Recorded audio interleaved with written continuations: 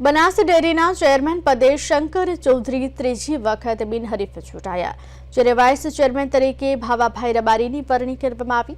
નિયામક મંડળની 16 ડિરેક્ટરોની બેઠકમાં શંકર ચૌધરી પર પસંદગીની મહોર મારવામાં આવી છે। આ ચૂંટણીમાં 16માંથી 15 બેઠકો બિનહરીફ રહી।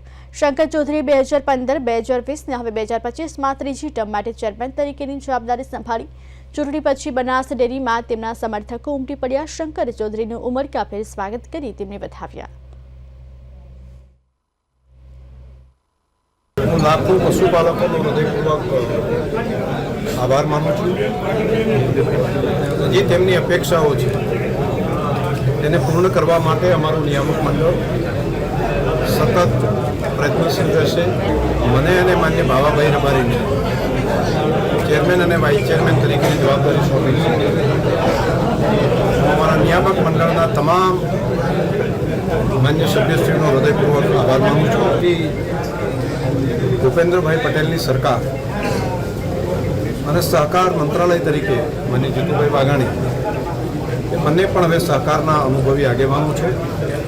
તમામ પ્રદેશના પ્રમુખશ્રી, પ્રદેશના અગ્રણીયશ્રીઓ તમામનો હૃદયપૂર્વક આભાર માનું છું।